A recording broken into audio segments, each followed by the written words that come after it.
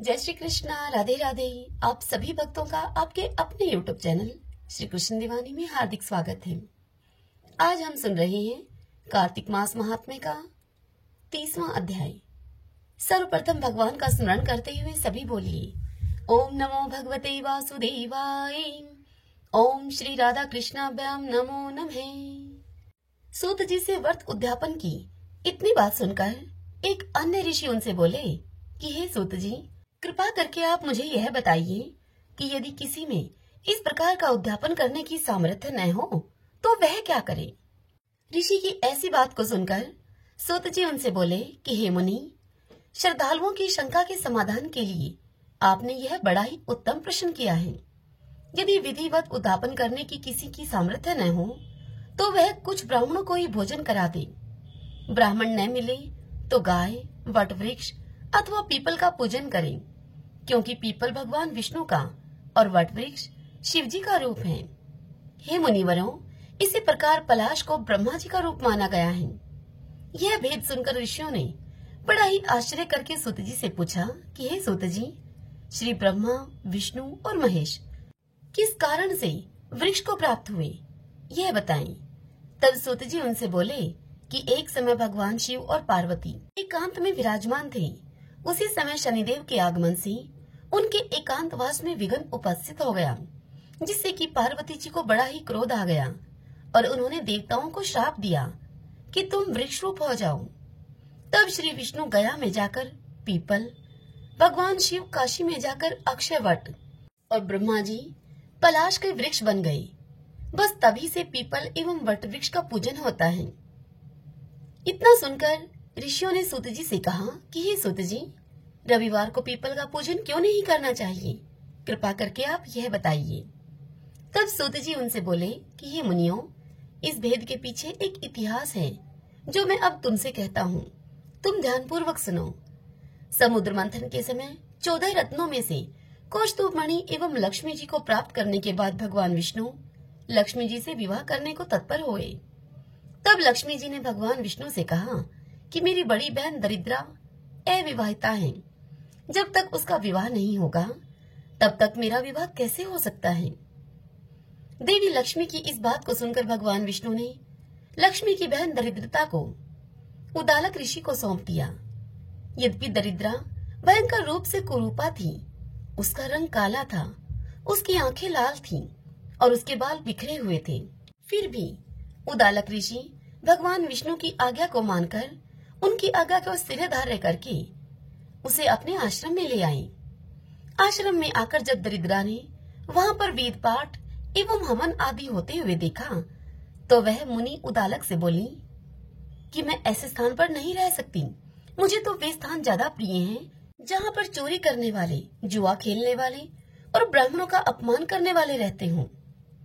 दरिद्रता की ऐसी बात को सुनकर उदालक ऋषि बहुत ही दुखी हुए और फिर उदालक ऋषि दरिद्रता को ऐसा कहकर कि मैं तुम्हारे लिए कोई उचित स्थान देखकर आता हूँ, दरिद्रा को यह कहकर उदालक ऋषि वहां से चले गए। ऋषि के चले जाने के बाद कुछ देर तक तो दरिद्रा ने उनकी प्रतीक्षा की और उसके बाद वह रोने और चीखने लगी। जब लक्ष्मी जी के कानों में दरिद्रा के रोने और चीखने की आवाज पड़ी तो लक्ष्मी जी भगवान विष्णु से बोली कि हे प्रभु, ऋषि के द्वारा त्याग दिए जाने के कारण मेरी बहन अत्यंत दुखी है, इसलिए आप जाकर पहले उसको शांत कीजिए। तब भगवान विष्णु जी लक्ष्मी जी के सहित उदालक ऋषि के आश्रम पर आए और वहां दरिद्रा को अकेला बैठा देखकर दरिद्रा से सारी बात उन्होंने पूछी और फिर वह दरिद्रा से बोले कि तुम पीपल में निवास करो। पीपल हमारा ही अंश है। जो कोई कार्तिक की पूर्णिमा को पीपल की पूजा करेगा वह हमें प्राप्त होगा और उसके यहाँ लक्ष्मी का वास होगा। जो शनिवार को सूत लपेटकर तुम्हारा पूजन करेगा उसके समस्त मनोरथ सिद्ध होंगे, परंतु रविवार को यदि कोई तुम्हारा स्पर्श भी करेगा तो वह दरिद्री हो जाएगा। भगवान विष्णु दरिद्रा से ऐसा कहकर लक्ष्मी जी के सहित अंतर्ध्यान हो गए। ऋषियों से इस कथा को सुनाते हुए सूत जी उनसे आगे कहते हैं कि हे मुनिवरों, जो इस कथा को पढ़ता अथवा सुनता है उसे बद्रिकाश्रम की यात्रा का पुण्य फल प्राप्त होता है। श्रीमन नारायण नारायण हरि हरि, भजमन नारायण नारायण हरि हरि। आइए भक्तजनों, अब हम कार्तिक मास में सुनी जाने वाली पुण्यदायक 5 कथाएं सुनते हैं। बुढ़िया माई कार्तिक का व्रत किया करती थी। उसके लिए भगवान श्री कृष्ण खिचड़ी का कटोरा रख जाते और बुढ़िया माई अपना व्रत खोल लेती थी। यह देखकर पड़ोसन बड़ी जलती थी कि इसका कोई भी नहीं है, फिर भी इसको खिचड़ी खाने के लिए मिल ही जाती है। एक दिन बुढ़िया माई कार्तिक नहाने के लिए गंगा जी गई हुई थी। भगवान आए और खिचड़ी का बेला मकान में रखकर चले गए। पड़ोसन ने खिचड़ी का वह बेला उठाकर मकान के पिछवाड़े में फेंक दिया। जब बुढ़िया माई आई तो उसने खिचड़ी का बेला बड़ा ढूंढा, लेकिन उसको वह कटोरी कहीं न मिली। उस दिन वह बुढ़िया माई भूखी ही रही और कहने लगी, कहाँ गई मेरी खिचड़ी, कहाँ गया मेरा बेला। बेला कटोरे को बोलते हैं।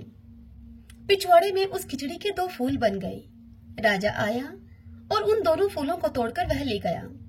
दोनों फूल रानी ने सूंघे तो रानी को अब गर्भ रह गया। राजा रानी की कोई संतान तो थी नहीं। फूल सूंघने से रानी के 2 लड़के पैदा हुए।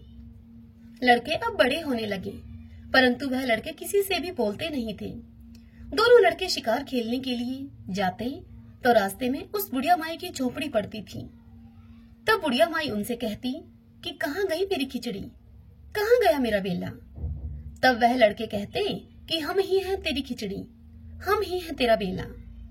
जब भी लड़के शिकार खेलने के लिए जाते तो बुढ़िया माई उनसे हर बार यही कहती और लड़के जवाब में यही उत्तर देते।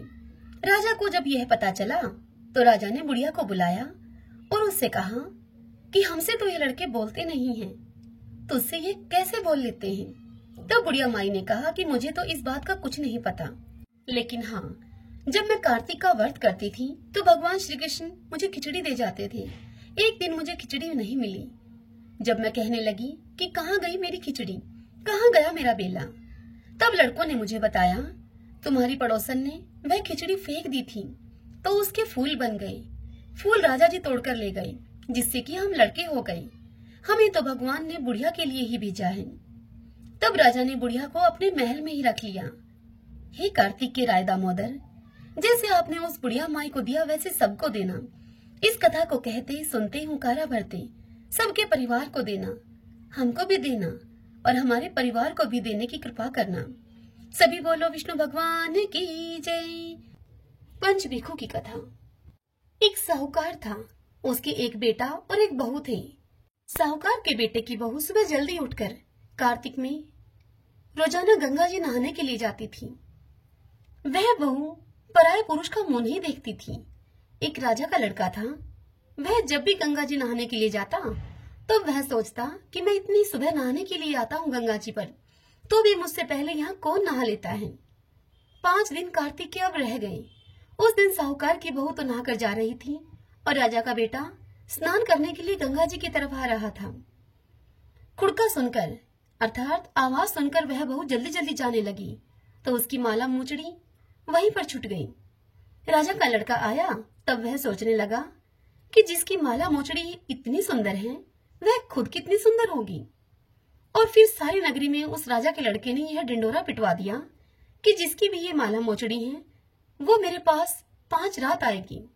जब साहूकार के बेटे की बहू ने यह ढिंडोरा सुना तब उसने राजा के लड़के को यह कहलवा दिया कि मैं 5 दिन आऊंगी, पर किसी को साग भरने के लिए बैठा देना। तब राजा के लड़के ने गंगा जी पर बिछावन करके एक तोते को पिंजरे में वृक्ष पर टांग दिया। अब दूसरे दिन जब वह बहू गंगा जी के स्नान के लिए आई तब उसने जब पहली पड़ी पर पैर रखा स्नान के लिए तब वह भगवान से बोली कि हे कार्तिक के ठाकुर राय दामोदर, 5 पांडु छठे नारायण, भीखम राजा, उस पापी को नींद आ जाए। साहूकार के बेटे की बहू के इतना कहते ही भगवान ने ऐसी कृपा की कि उस राजा के लड़के को गहरी नींद आ गई। वह बहू अब नहा धोकर जाने लगी तो वह तोते से बोली कि सुआ सुआ तेरे गल डालूंगी हीरा, मेरी साख भरियो मेरे बीरा। तब सुआ बोला कि कोई वीर भी साख भरता है क्या। तब साहूकार के बेटे की बहू बोली कि सुआ सुआ सुआ तेरे पग घालूंगी नेवर, मेरी साख भरियो मेरे देवर। तब सुआ ने कहा कि अच्छा भाभी, मैं तेरी साख भरूंगा। और वह यह तोते को कहकर चली गई। राजा अब हड़बड़ा कर उठा, सुए से पूछा कि सुआ सुआ, क्या वह आई थी? कैसी थी वह? तब वह सुआ बोला, आभा की सी बिजली, होली की सी झल, केले की सी कामनी, गुलाब का सा रंग। यह सुनकर राजकुमार ने कहा कि अब तो मैं अंगुली चीर कर बैठूंगा, तब मुझे नींद नहीं आएगी और मैं उसे देखूंगा। अब दूसरे दिन जब वह अंगुली चीर कर लेट गया गंगा जी के किनारे पर, तब दूसरे दिन सुबह सुबह जब वह बहू आई और भगवान से उसने फिर से वही प्रार्थना की, तो फौरन ही राजकुमार को नींद आ गई। अब वह बहू नहा धोकर फिर से चली गई। राजकुमार ने उठकर तोते से फिर पूछा कि सुआ सुआ, क्या वह आई थी? तब उस तोते ने राजकुमार से सारी बातें कह दी। तब राजकुमार तोते से बोला कि मैं अब तो आंखों में मिर्ची डालकर बैठूंगा। और फिर राजा का लड़का अगली रात को आंखों में अपने मिर्ची डालकर वहां गंगा जी के किनारे पर बैठ गया ताकि उसे नींद ना आए। अब वह बहू जब सुबह सुबह गंगा जी स्नान के लिए आई, तब उसने भगवान से फिर ऐसा ही कहा और भगवान ने कृपा की। उस राजा के लड़के को फिर से नींद आ गई। जब वह नहा धोकर जाने लगी तो आंख बंद करके चली गई। राजकुमार ने उठकर देखा, तब तक वह नहा धोकर चली गई थी। तत्पश्चात वह राजकुमार बोला कि आज तो मैं आग की अंगीठी जलाकर बैठूंगा, जिससे कि मुझे नींद नहीं आएगी। और वह अब अंगीठी जलाकर बैठ गया। साहूकार की बहू अगले दिन आई और उसने भगवान से कहा कि 4 रातें तो वह अपने निकाल दी, बस आज की रात और निकाल दीजिए। हे भगवान, मेरा सत रखना। भगवान तो बड़े ही भक्त वत्सल हैं, वे अपने भक्तों पर बड़े ही दयालु और कृपालु होते हैं। भगवान ने उसका सत रख दिया और राजकुमार को फिर से नींद आ गई। जब वह बहू नहा धोकर जाने लगी तो तोते से वह बोली कि इस पापी से कह देना कि तेरी 5 रातें पूरी हो गई हैं, इसलिए मेरे मोतियों की माला और मोचड़ी मेरे घर भेज देना। सुबह राजा के लड़के ने जब तोते से उठकर पूछा कि क्या वह आई थी, तब उसे तोते ने कहा कि हाँ, वह आई थी और उसने अपनी माला मोचड़ी मंगवाई है। तब राजकुमार ने सोचा कि वह तो सच्ची थी, उसका तो भगवान ने सत रख लिया। अब थोड़े ही दिन के बाद राजकुमार के शरीर में कोढ़ निकल आया और वह तड़पने लगा। तो राजा ने ब्राह्मण को बुलाकर पूछा कि मेरे बेटे का शरीर इतना क्यों जल रहा है।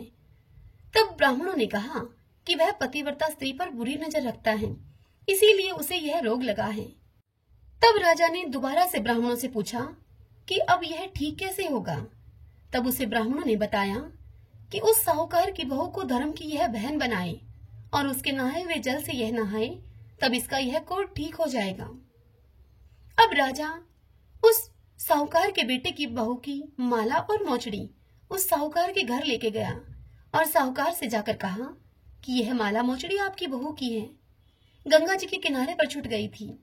तुम्हारी बहू सतीव्रता है, उसके नहाए हुए जल से मेरे बेटे को नहलाना है, तो मुझे वह जल दे दो।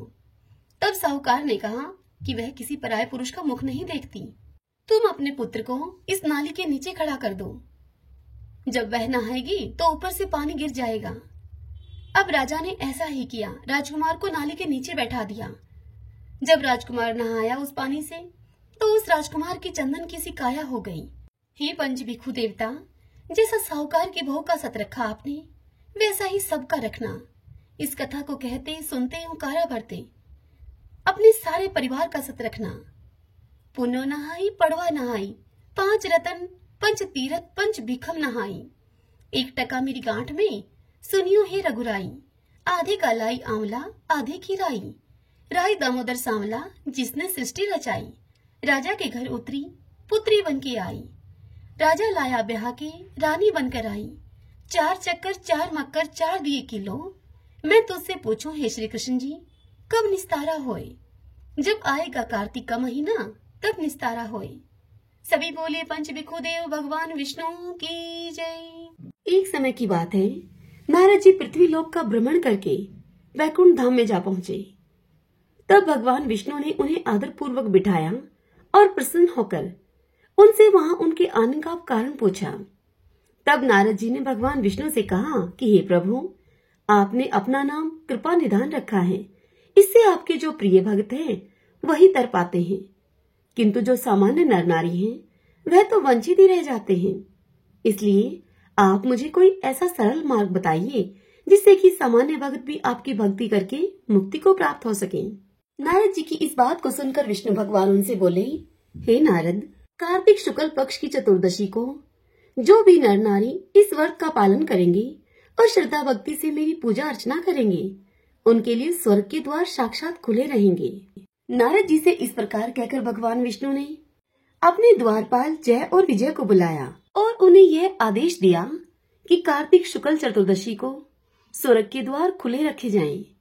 और फिर नारद जी से भगवान विष्णु कहते हैं कि हे नारद, इस तिथि में जो भी भक्त मेरा थोड़ा सा भी नाम लेकर पूजन करेगा वह सीधा बैकुंठ धाम को प्राप्त करेगा। कार्तिक के महीने में सभी औरतें तुलसी माता को सींचने के लिए जाती थीं। सभी औरतें तो तुलसी माता को सींचकर वापस आ जाती थीं, परंतु एक बुढ़िया वहां पर आती, तुलसी माता का पूजन करती और फिर अंत में तुलसी माता से कहती, हे तुलसी माता, सत की दाता, मैं तेरा बिरला सींचती हूँ, तू मुझे बहू दे, पीले रंग की धोती दे, मीठा मीठा ग्रास दे, बैकुंठ में वास दे, चटके की चाल दे, अच्छी मौत दे, चंदन का काठ दे, अच्छा राज दे, दाल भात खाने को दे और 11 का दिन दे, कृष्ण का कांधा दे।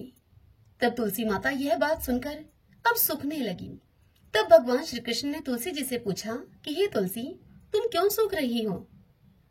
सुबह सभी औरतें तुम्हारी पूजा करती हैं, तुम्हें भोग लगाती हैं, फिर भी तुम सूख रही हो। तब तुलसी माता भगवान श्री कृष्ण से बोली कि मेरे मन की आप मत पूछो। तब भगवान श्री कृष्ण उनसे बोले कि अगर यह बात मैं नहीं पूछूंगा तो कौन पूछेगा? तब तुलसी माता ने कहा, हे श्री कृष्ण, एक बुढ़िया रोज आती है और हर दिन मुझे एक ही बात कहकर जाती है।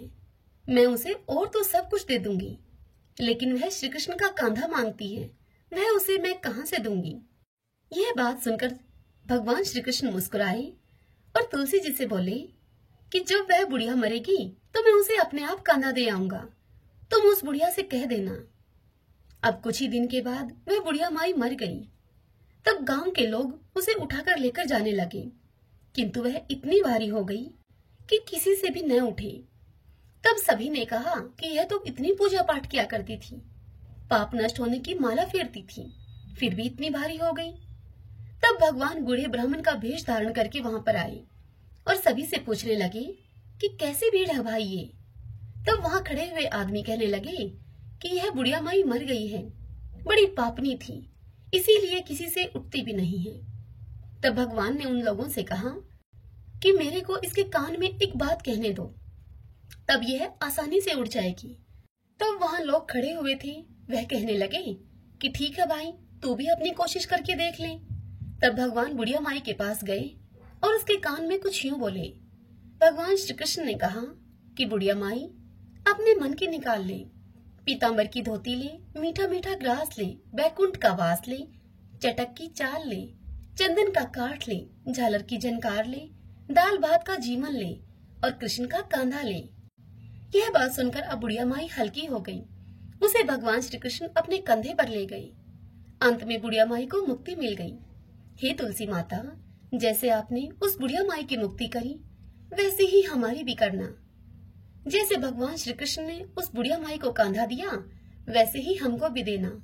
सभी बोले तुलसी माता की जय। किसी गांव में एक सेठ सेठानी रहते थे। घर में धन धान्य की उनके किसी प्रकार की कोई कमी नहीं थी। वे दोनों पति पत्नी पीपल देव की नित्यनेम से पूजा किया करते थे। वे दोनों पीपल सींचने के लिए 5 कोस दूर जाया करते थे। समय अब बीतता चला गया, लेकिन उनका यह नियम नहीं बदला। वह दोनों अब वृद्ध हो गए थे। उम्र बढ़ने के कारण अब वह पीपल सींचकर जब घर पर आते तो बहुत ही थक जाते और फिर घर आने के बाद उनसे कुछ काम भी नहीं हो पाता था। एक दिन सेठानी अपने पति से कहती है कि पीपल सींचकर आने के बाद इतनी थकान हो जाती है कि मैं घर का काम भी भली भांति नहीं कर पाती हूँ, जिससे कि घर का काम करने में मुझे देरी हो जाती है। अगर हमारे कोई संतान होती तो वह घर का काम कर लेती। सेठ जी तो पहले से ही मन संतान न होने के कारण बड़े दुखी रहते थे, किंतु सेठानी से इस विषय में वह कुछ कह नहीं पाते थे। लेकिन उनको बात यह खाई जाती थी कि हमारे जाने के बाद इस कारोबार का कौन मालिक होगा, इस कारोबार को कौन संभालेगा। अब आज सेठानी की बात को सुनकर वह भी अत्यधिक दुखी हो गए। सेठ जी की चिंता और अधिक बढ़ गई। सेठ जी को इस प्रकार चिंता में डूबा हुआ देखकर एक दिन सेठानी ने दाई को अपने घर पर बुलाया और उससे कहा कि तुम सेठ जी से जाकर कह दो कि मैं माँ बनने वाली हूँ और यही बात गांव में हर जगह फैला दो। गांव के लोगों की औरतों को भी कह दो। अगर तुम ऐसा करोगी तो मैं तुम्हें बहुत अधिक धन दूंगी और 9 लखा हार भी दूंगी।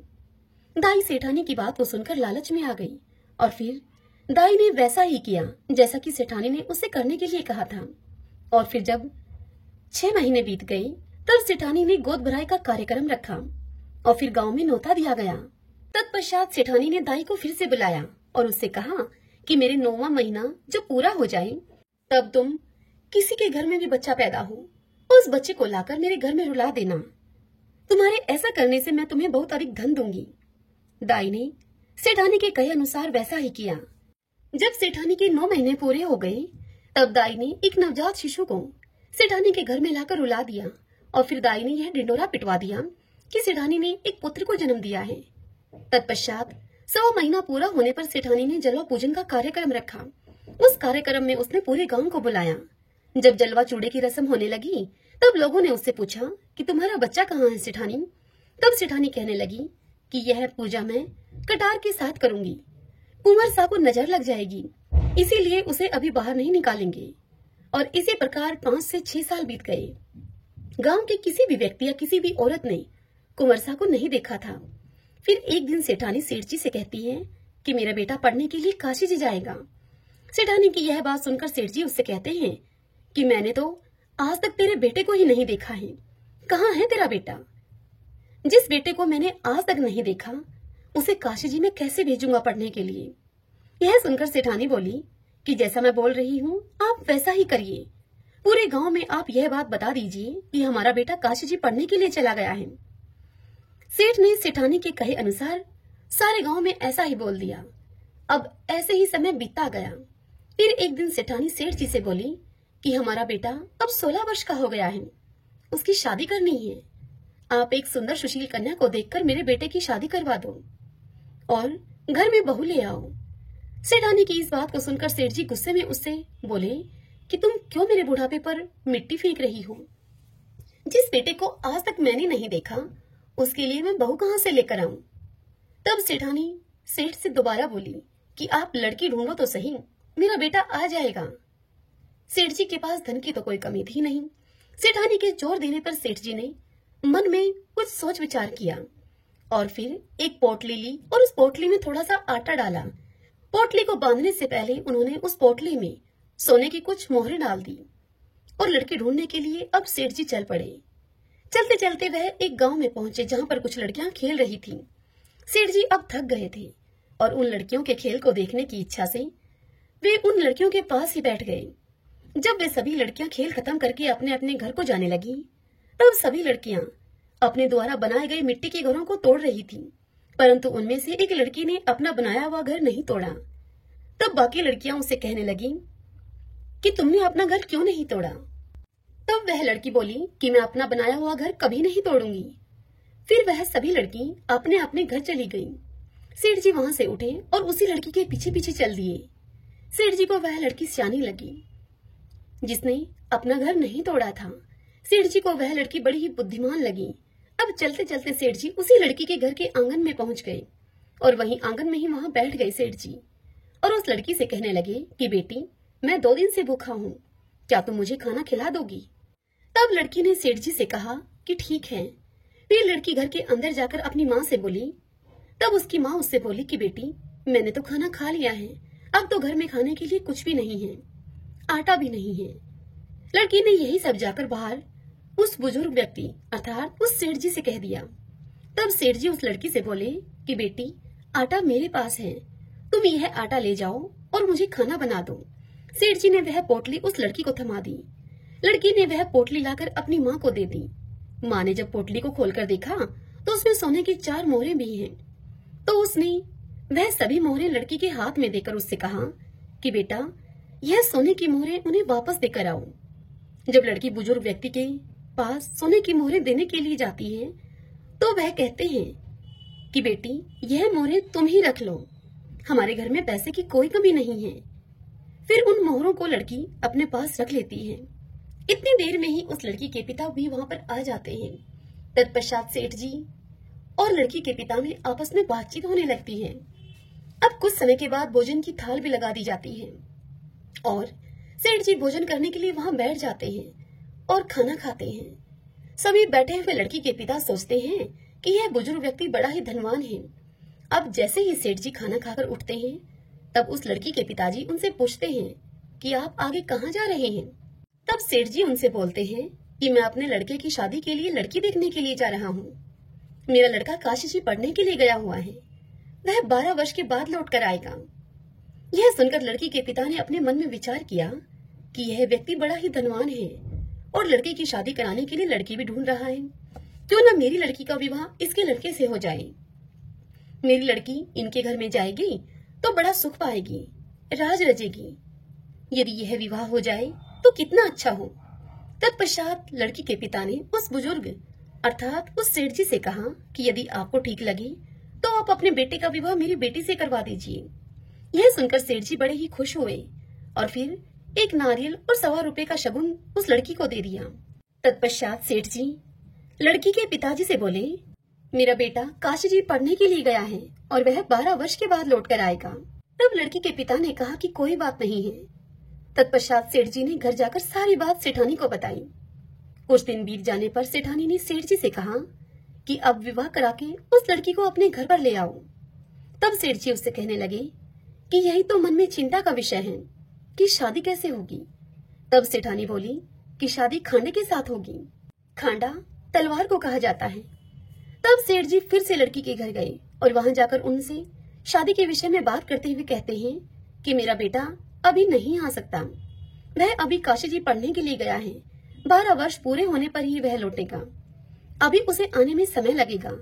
यदि आप राजी हो तो मैं अपने बेटे के स्थान पर यह खांडा रख दूंगा और यह शादी संपन्न हो जाएगी।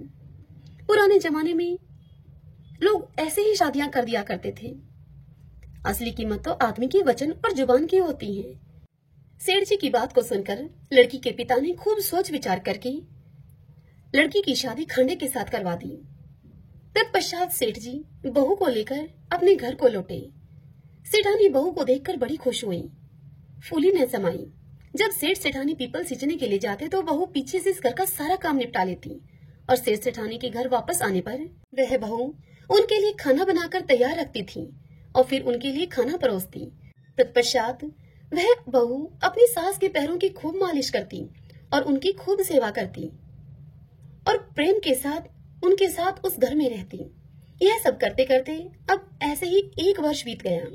फिर एक दिन जब सेठ सेठानी पीपल सींचने के लिए गए हुए थे, तब उनके घर की आग बुझ गई।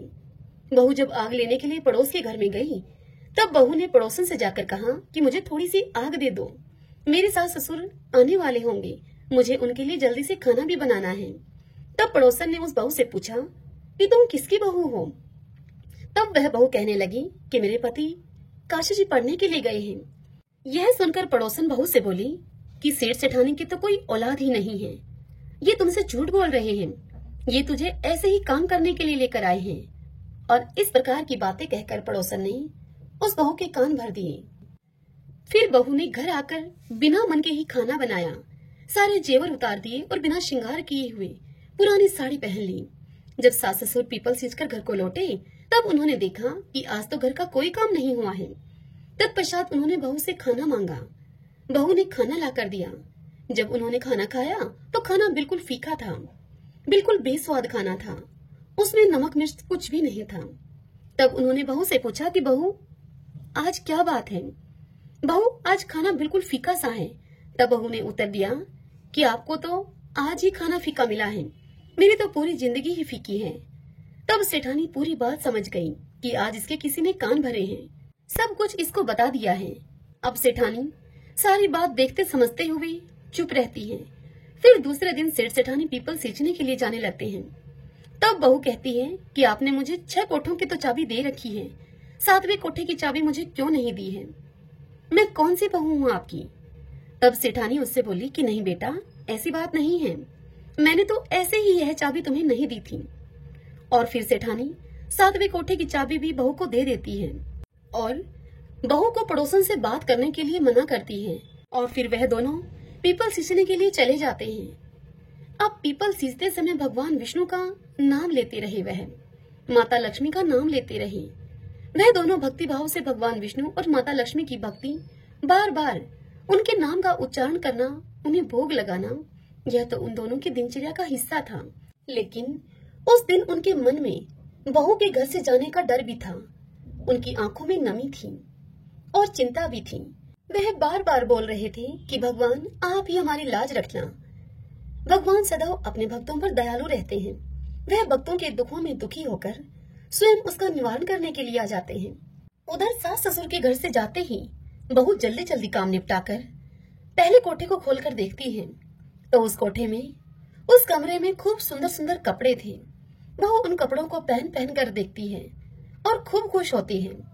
इसी तरह बहू ने दूसरे कोठे को खोला, उसमें बहुत सुंदर सुंदर गहने भरे थे। अब बहू ने रोज रोज नए नए कपड़े गहने पहनना शुरू कर दिया। सास ससुर के आने से पहले वह उन कपड़ों और गहनों को उतार कर वापस रख देती थी। इसी तरह तीसरे कोठे में स्वादिष्ट व्यंजन थे। वह अपनी पसंद की मिठाइयाँ खाती और पूरा दिन खुश रहती थी। बहू ने जब चौथे कोठे को खोलकर देखा तो उसमें भांति भांति के अनाज रखे थे। पांचवें और छठे कोठे को खोलकर देखा तो उसने देखा कि उस कमरे में हीरे और जवाहरात थे। अब उस सेठानी की बहू इन्हीं सब चीजों में व्यस्त रहकर खूब खुश रहने लगी। लेकिन कुछ दिन के बाद वह इन सब चीजों से ऊब गई। फिर एक दिन उसने सातवें कोठे को खोलकर देखा तो उसमें उसने देखा कि वहाँ उस कमरे में एक पीपल का पेड़ था और एक मंदिर था। वह उसी कमरे में बैठ गई। अब थोड़ी ही देर के बाद उस पीपल के पेड़ में से एक सुंदर सा लड़का निकलकर बाहर आया। तब बहू उस लड़के से बोली कि आप कौन हैं? तब वह लड़का बोला कि मैं तुम्हारा पति हूँ। तब बहू ने उससे फिर पूछा कि आप तो काशी जी पढ़ने के लिए गए थे, आप इस कमरे में कैसे आ गए? तब वह लड़का बोला कि मैं तो अभी अभी आया हूँ, परंतु तुम माँ को कुछ मत कहना। उस बहू ने आज तक अपने पति को तो देखा ही नहीं था और वह इसीलिए उस लड़के के कहने पर बहू ने उसे अपना पति मानकर उसके साथ हंसी ठिठोली करने लगी, उसके साथ बातचीत करने लगी। अब तो बहू हर रोज सास ससुर के पीपल सींचने के लिए जाते ही उसी सातवें कमरे में आकर बैठ जाती और अपने पति के साथ खूब समय बिताती। थोड़े ही समय के बाद अब वह बहू गर्भवती हो गई। तब सेठ सेठानी को भला बुरा कहने लगे और बोलने लगे कि अब मैं गांव के लोगों को क्या मुंह दिखाऊंगा, मेरा तो बुढ़ापा ही तूने खराब कर दिया। तब सेठानी बड़े प्यार से अपनी बहू से पूछती है कि बहू यह किसका बच्चा है? तब वह बहू सेठानी से बोली कि माँ यह आपके बेटे का है, वह काशी जी से अपनी पढ़ाई पूरी करके वापस लौट आए हैं। तब यह सुनकर सास ने कहा कि बहू तूने तो मुझे आज तक इस बारे में कुछ बताया ही नहीं। तब वह बहू बोली कि माँ जी आपके बेटे ने ही मुझे इस बारे में आपसे कुछ भी कहने के लिए मना किया था और मुझसे कहा था कि तुम माँ को कुछ मत बताना। तब सेठानी ने अपनी बहू से कहा कि कल जब तुम उससे मिलोगी तब उससे तुम कहना कि आपको मुझे सातवीं की चूड़ी पहनाने के लिए बाहर आना पड़ेगा। फिर बहू ने अगले दिन उस लड़की को यह सारी बात बता दी। तब लड़के ने कहा कि मैं जरूर आऊंगा। अब सास और बहू दोनों निश्चिंत हो गईं। सातवीं की चूड़ी पहनाने का कार्यक्रम रखा गया और पूरे गांव को बुलावा भेजा गया। उस कार्यक्रम में जब सारा गांव वहां पर उपस्थित था, बहू को वहां पर बिठाया गया। फिर क्या था, थोड़ी ही देर में वहां पर चर्चा होने लगी कि कहाँ है इनका बेटा, आज तक हमने तो कभी देखा नहीं है। तभी वहां पर 17-18 साल का एक नौजवान लड़का आया और बहू के पास आकर वह बैठ गया। गांव के सभी लोग उसे देखकर चौंक गए और उसे टकटकी लगाकर देखते ही रह गए और फिर कहने लगे कि यह लड़का तो कितना सुंदर है, यही कारण है कि सेठानी इसे छिपाकर रखती थी। तत्पश्चात कार्यक्रम जब पूरा हुआ, वह लड़का वापस जाने लगा। तब बहू ने उससे कहा कि आप कहाँ जा रहे हैं? तब वह लड़का बोला कि मुझे जाना पड़ेगा। जैसे ही वह लड़का सातवें कमरे में गया, बहू उसके पीछे पीछे गई। वह लड़का पीपल के पास पहुंचकर जैसे ही सांप की केचुली पहनने लगा, तब उस बहू ने तुरंत ही उस केचुली में आग लगा दी। आग लगने से लड़के के शरीर में अब जलन होने लगी। बहू ने लड़के के शरीर पर दूध डालकर उसकी जलन को शांत किया। फिर वह लड़का, बहू और सेठ सेठानी मिलकर एक साथ एक ही घर में रहने लगे। इस तरह उस लड़की के तेज भाग्य से सेठ सेठानी को अपना बेटा मिल गया। हे मेरे पीपल देवता, जैसी कृपा आपने उस लड़की और सेठ सेठानी पर की, वैसी ही कृपा आपकी यह कथा जो भी कहे, सुने, सुनाए और ओंकारा भरे, उन सब पर करना। सभी बोलिए सूर्य नारायण भगवान की जय। एक बुढ़िया माई थी। उसका यह नियम था कि प्रति रविवार को सवेरे ही स्नान आदि करके पड़ोसन की गाय के गोबर से घर को लीपकर फिर वह भोजन तैयार करती, भगवान को भोग लगाने के बाद स्वयं भोजन करती थी।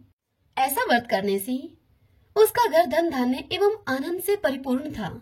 इसी तरह कुछ दिन बीत जाने पर उसकी पड़ोसन एक दिन विचार करने लगी कि यह बुढ़िया माई हमेशा मेरी गाय का गोबर लेकर जाती है, और यह सोचकर अब वह पड़ोसन अपनी गाय को घर के भीतर बांधने लगी।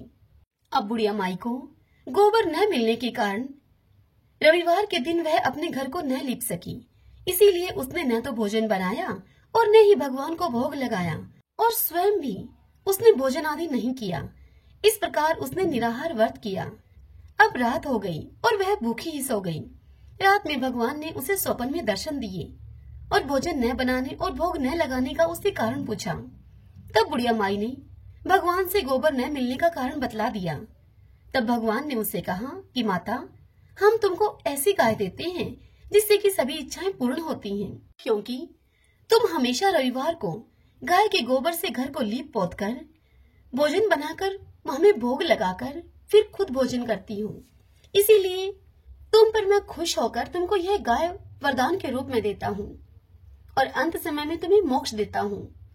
स्वप्न में ऐसा वरदान देकर भगवान अंतर्ध्यान हो गए, और जब वृद्धा की आंख खुली तो वह क्या देखती है कि उसके आंगन में एक अति ही सुंदर गाय और बछड़ा बंधे हुए हैं। वह गाय और बछड़े को देखकर अत्यंत प्रसन्न हुई और उनको घर के बाहर बांध दिया। वहीं घर के बाहर ही उनके खाने के लिए उसने चारा भी डाल दिया। जब उसकी पड़ोसन ने बुढ़िया के घर के बाहर एक अति ही सुंदर गाय और बछड़े को बंधा हुआ देखा तो द्वेष के कारण उसका हृदय अब जल उठा, और उसने देखा कि गाय ने अब सोने का गोबर किया है। तो वह उस गाय का गोबर ले गई और अपनी गाय का गोबर उस सोने के गोबर की जगह रख के चली गई। अब वह नित्य प्रतिदिन ऐसा ही करती रही, और सीधी सादी बुढ़िया माई को इस बात की कोई भनक भी न लगी। तब सर्वव्यापी ईश्वर ने सोचा कि चालाक पड़ोसन के कर्म से बुढ़िया माई ठगी जा रही है। तब भगवान ने संध्या के समय अपनी माया से बड़े जोर की आंधी चला दी। आंधी को देखकर बुढ़िया माई ने आंधी के भय से अपनी गाय और बछड़े को घर के भीतर बांध लिया। प्रातःकाल उठकर जब बुढ़िया माई ने देखा कि गाय ने सोने का गोबर दिया है तो उसके आश्चर्य की सीमा न रही, और वह प्रतिदिन गाय को अब घर के भीतर ही बांध कर रखने लगी। उधर पड़ोसन ने देखा कि बुढ़िया माई गऊ को अब घर के भीतर ही बांधने लगी है, और उसका सोने का गोबर उठाने का जो दाव था अब वह नहीं चल पा रहा था। तो वह पड़ोसन अब ईर्ष्या से जल उठी, और कुछ उपाय होता न देखकर उसने उस देश के राजा की सभा में जाकर उस राजा से कहा कि महाराज, मेरे पड़ोस में एक बुढ़िया माई रहती है। उसके पास ऐसी गाय है जो कि आप जैसे राजाओं के पास ही रहने योग्य है। वह गाय रोज सोने का गोबर देती है। आप उस सोने से प्रजा का पालन कीजिए। वह बुढ़िया माई इतने सोने का भला क्या करेगी। राजा ने यह सब बात ध्यानपूर्वक सुनी और फिर अपने दूतों को उस बुढ़िया माई के घर गाय लाने के लिए भेज दिया। बुढ़िया माई प्रातः ईश्वर का भोग लगाकर भोजन करने ही जा रही थी कि राजा के कर्मचारी गाय को खोलकर ले गए। बुढ़िया माई काफी रोई चिल्लाई, परंतु कर्मचारियों के समक्ष बुढ़िया माई की एक न चली। बुढ़िया माई की एक न सुनी उन्होंने, और गाय को खोलकर लेकर चले गए। उस दिन बुढ़िया माई गाय के वियोग में भोजन न खा सकी और रात भर रो रोकर ईश्वर से गाय को पुनः पाने के लिए प्रार्थना करती रही। उधर राजा गाय को देखकर बड़ा खुश हुआ, लेकिन अगली सुबह जैसे ही वह उठा तब राजा को सारा महल गोबर से भरा हुआ दिखाई दिया। यह देखकर राजा घबरा गया। तब उसी रात भगवान ने राजा को रात में स्वप्न में कहा कि राजा, गाय बुढ़िया माई को लौटाने में ही तेरी भलाई है। उसके रविवार के व्रत से प्रसन्न होकर मैंने उसे यह गाय दी थी। प्रातः होते ही राजा ने बुढ़िया माई को महल में बुलाकर बहुत से धन के साथ सम्मान के सहित वह गाय और बछड़ा बुढ़िया माई को लौटा दिए। उसकी पड़ोसन को बुलाकर राजा ने उचित दंड दिया। इतना करने के बाद राजा के महल से वह गंदगी दूर हो गई। उसी दिन से राजा ने नगरवासियों को आदेश दिया कि राज्य की तथा अपनी समस्त कामनाओं की पूर्ति के लिए रविवार को व्रत करो। रविवार का व्रत करने से नगर के सभी लोग सुखी जीवन व्यतीत करने लगे। कोई भी बीमारी तथा प्रकृति का कोई भी प्रकोप उस नगर पे नहीं होता था। सारी प्रजा अब सुख से रहने लगी। सभी बोलिए सूर्य नारायण भगवान की जय। तपसी लपसी की कहानी। यदि यह कहानी सभी कथा कहानियों के बाद न सुनी जाए तो समस्त कहानियों का पुण्य फल तपसी को मिल जाएगा। एक लपसी था, एक तपसी था। तपसी तो भगवान की तपस्या करता था और लपसी सवा सिर की लापसी बनाकर भगवान को भोग लगाता और लोटा हिलाकर जीम लेता था। एक दिन दोनों आपस में लड़ने लगे। लपसी बोला मैं बड़ा हूँ, तपसी बोला मैं बड़ा हूँ। इतने में ही वहाँ नारद जी आए और उनसे पूछा कि तुम क्यों लड़ रहे हो। तब लपसी ने कहा कि मैं बड़ा हूँ, मैं सारे दिन भगवान की तपस्या करता हूँ, इसलिए मैं बड़ा हूँ। यह सुनकर लपसी बोला कि मैं सारे दिन भगवान की पूजा करता हूँ, सवा शेर की लापसी बनाकर उनको भोग लगाता हूँ। यह सुनकर नारद जी बोले कि तुम्हारा फैसला मैं कल कर दूंगा। दूसरे दिन तपसी नहा धोकर आ रहा था, तब नारद जी ने 1.25 करोड़ की अंगूठी उसके आगे फेंक दी। जब तपसी ने देखा कि 1.25 करोड़ की अंगूठी उसके आगे पड़ी है, तब तपसी ने वह अंगूठी उठाकर अपने घुटने के नीचे दबा ली और तपस्या करने के लिए बैठ गया। लपसी सुबह उठकर नहा धोकर 1.25 शेर की लापसी बनाकर भगवान का भोग लगाकर लोटा हिलाकर अब जीमने ही लगा था कि इतने में वहां नारद जी आ गए और नारद जी तपसी के पास जाकर बैठ गए और लपसी को अपने पास बुलाकर बिठाया। तब वे फिर से दोनों कहने लगे कि बताइए नारद जी, हम में से कौन बड़ा है, हम में से कौन बड़ा है। तब नारद जी ने उन दोनों से कहा कि अभी रुको और तपसी से बोले तुम अपना घुटना उठाओ। अब तपसी ने जैसे ही अपना घुटना उठाया 1.25 करोड़ की अंगूठी निकली। तब नारद जी उसे बोले कि ये अंगूठी तो तूने चुराई है, तेरी तपस्या इसलिए अब भंग हो गई है, इसलिए अब से लपसी बड़ा है। यह सुनकर तपसी बोला कि महाराज, मेरी तपस्या का फल मुझे कैसे मिलेगा। तब नारद जी बोले कि तेरी तपस्या का फल कार्तिक नहाने वाली तुझे देंगी। यह सुनकर तपसी बोला कि वो कैसे। तब नारद जी ने तपसी को बताया कि सबकी कहानी कह सुनकर तेरी कहानी अगर नहीं कहेंगी तो कार्तिक का फल तुझे मिलेगा, उनका पुण्य फल समाप्त हो जाएगा। सभी बोलिए विष्णु भगवान की जय। आइए भगतजनों, अब हम तुलसी चालीसा का श्रवण करते हैं। जय जय तुलसी भगवती सत्यवती सुखदानी, नमो नमो हरि प्रियसी श्री विंदा गुण खानी। जय नंदनी जग पूजिता विश्व पावनी देवी, जयति पुष्प शराशुर भी देहु अमर वर अम्ब। श्री हरि शीश विराजनी देहु अमर वर अम्ब, जनहित ही वृंदावनी अब जन कर हूँ विलम्ब। धन्य धन्य श्री तुलसी माता, महिमा आगम सदा श्रुति गाता। हरि के प्राण हूँ से तुम प्यारी, हर ही हेतु किन हो तप भारी। जब प्रसन्न हव दर्शन दीनो, तब कर जोरी विनय अस कीनो। हे भगवन कंत मम हो, दीन जानी जनि छाड़ हूँ छोहूँ। सुरी लक्ष्मी तुलसी की बानी, दिन हो शाप क्रोध पर आनी।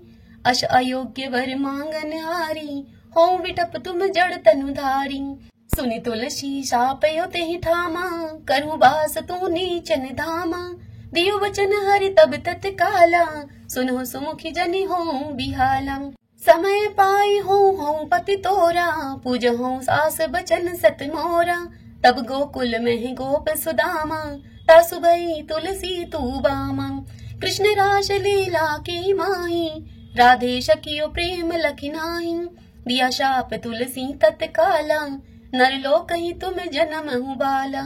भयो गोप वह दान विराजा, शंख चूड़ नामक सिर ताजा। तुलसी भई ताशु की नारी, परम सती गुण रूप अगारी। असुध्वा कल्प गीत जब गयऊ, कल्प तृतीय जन्म तब भयऊ। वृंदा नाम भयो तुलसी को, असुर जलंधर नाम पति को। करि अति द्वंद अतुल्य बल धामा, वीणा शंकर से संग्रामा। जब नित सन्य सहित शिवहारी, मरही न तब हर हर ही पुकारी। पतिव्रता वृंदा थी नारी, कौन सके पतही गहारी। तब जलंधर ही वेश बनाई, वृंदा डिग हरि पहुँचयो जाई। शिव हित लहि करि कपट प्रसंगा, कियो सतीव धर्म ते ही भंगा। भयो जलंधर कर संहारा, सुनि वृंदा उर शोक अपार।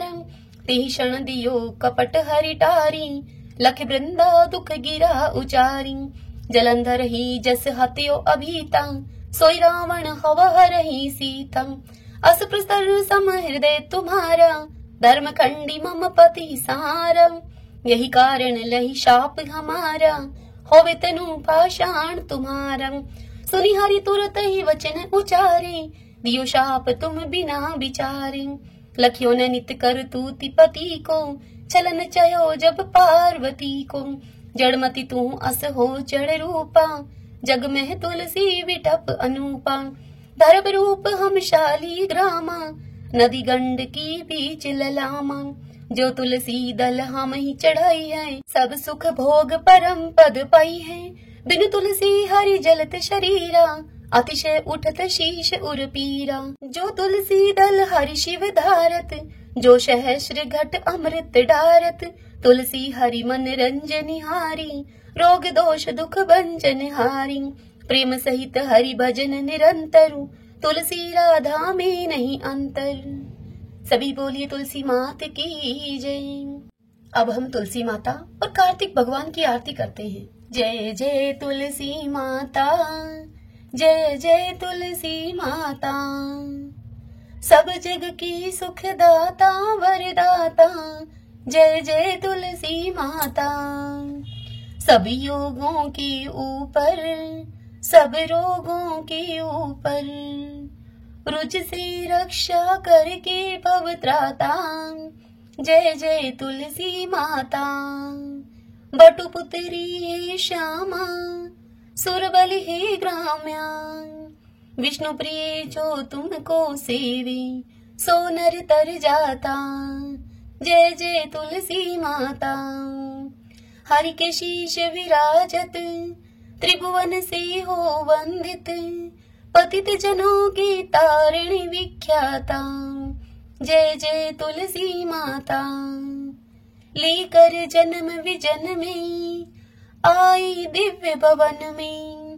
मानव लोक तुम्ही से, सुख संपत्ति पाता, जय जय तुलसी माता। हरि को तुम अति प्यारी, श्याम वरण कुमारी। प्रेम अजब है उनको, तुमसे कैसा नाता, जय जय तुलसी माता, जय जय तुलसी माता। आरती उतारूं मारा कार्तिक भगवान की, आरती उतारूं मारा कार्तिक भगवान की। ठाकुर जी की सेवा में मैं राम नाम बोलती, ठाकुर जी की सेवा में मैं राम नाम बोलती। गाय की सेवा में मारे गोबर पानी बाड़ा में, गाय की सेवा में मारे गोबर पानी बाड़ा में। तुलसी जी की सेवा में मारे तुलसी फल फूल आंगन में, तुलसी जी की सेवा में मारे तुलसी फल फूल आंगन में। आरती उतारूं मारा कार्तिक भगवान की, आरती उतारूं मारा कार्तिक भगवान की। ठाकुर जी की सेवा में मैं गंगा जल से नहावती, ठाकुर जी की सेवा में मैं गंगा जल से नहावती। गाय की सेवा में मारे दूध दही पी लोना में, गाय की सेवा में मारे दूध दही पी लोना में। तुलसी जी की सेवा में मारे बरकत है घर आंगन में, तुलसी जी की सेवा में मारे बरकत है घर आंगन में। आरती उतारूं मारा कार्तिक भगवान की, आरती उतारूं मारा कार्तिक भगवान की। ठाकुर जी की सेवा में तिलक लाग्यो मर माथा में, ठाकुर जी की सेवा में तिलक लाग्यो मर माथा में। गाय की सेवा में मारे घी धरो से गिलड़ी में, गाय की सेवा में मारे घी धरो से गिलड़ी में। तुलसी जी की सेवा में मारे दीवा बाती 11 में, तुलसी जी की सेवा में मारे दीवा बाती 11 में।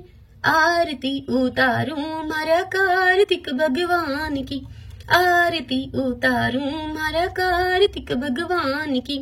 ठाकुर जी की सेवा में माखन मिश्री दोना में, ठाकुर जी की सेवा में माखन मिश्री दोना में। गाय की सेवा में मारे छाछ राबड़ी थाली में, गाय की सेवा में मारे छाछ राबड़ी थाली में। तुलसी जी की सेवा में मारे अखंड सुहाग साथ में, तुलसी जी की सेवा में मारे अखंड सुहाग साथ में। आरती उतारूं मारा कार्तिक भगवान की, आरती उतारूं मारा कार्तिक भगवान की। ठाकुर जी की सेवा में नित उठ मंदिर जावती, ठाकुर जी की सेवा में मैं नित उठ मंदिर जावती। गाय की सेवा में मारे नित उठ बुहारी लगावती, गाय की सेवा में मैं नित उठ के बुहारी लगावती। तुलसी जी की सेवा में मैं नित जल सींचूं क्यारा में, तुलसी जी की सेवा में मैं नित जल सींचूं क्यारा में। आरती उतारूं मारा कार्तिक भगवान की, आरती उतारूं मारा कार्तिक भगवान की। ठाकुर जी की सेवा में सखियों का संग है मंदिर में, ठाकुर जी की सेवा में नित सखियों का संग है मंदिर में। गाय की सेवा में मारे साथ ग्वाला आंगन में, गाय की सेवा में मारे साथ ग्वाला आंगन में। तुलसी जी की सेवा में मारा घर वाला मारे साथ में, तुलसी जी की सेवा में मारा घर वाला मारे साथ में। आरती उतारूं मारा कार्तिक भगवान की, आरती उतारूं मारा कार्तिक भगवान की। ठाकुर जी की सेवा में मैं तुलसी माला फेरती, ठाकुर जी की सेवा में मैं तुलसी माला फेरती। गाय की सेवा में मारे गले गलसरी सोना की, गाय की सेवा में मारे गले गलसरी सोना की। तुलसी जी की सेवा में मारे सिर पर चूंदड़ लाल है, तुलसी जी की सेवा में मारे सिर पर चुंदड़ी लाल है। आरती उतारूं मारा कार्तिक भगवान की, आरती उतारूं मारा कार्तिक भगवान की। ठाकुर जी की सेवा में मैं बैकुंठा में जावती, ठाकुर जी की सेवा में मैं बैकुंठा में जावती। गाय की सेवा में मैं पापों से मुक्ति पावती, गाय की सेवा में मैं पापों से मुक्ति पावती। तुलसी जी की सेवा में मैं सातों जन्म सुख पावती, तुलसी जी की सेवा में मैं सातों जन्म सुख पावती। आरती उतारूं मारा कार्तिक भगवान की, आरती उतारूं मारा कार्तिक भगवान की। सभी बोलिए कार्तिक भगवान की जय, तुलसी माता की जय। ओम नमो भगवते वासुदेवाय, ओम श्री राधा कृष्णाभ्याम नमो नमः। यदि वीडियो पसंद आए, यह कथा आपके लिए उपयोगी रहे तो वीडियो को लाइक करें और कमेंट बॉक्स में विष्णु भगवान की जय लिखिए। और यदि आप हमारे इस चैनल श्री कृष्ण दीवानी पर पहली बार आए हैं, मुझे आप पहली बार सुन रहे हैं, तो आप हमारे इस चैनल को सब्सक्राइब कर लीजिए, बेल आइकन के बटन को भी दबा लीजिएगा ताकि आपको आने वाले नए वीडियोस की जानकारी सबसे पहले मिल सके। हर दिन के कार्तिक मास महात्म्य की कथाएं आपको समय से मिल सके। जय श्री कृष्णा, राधे राधे।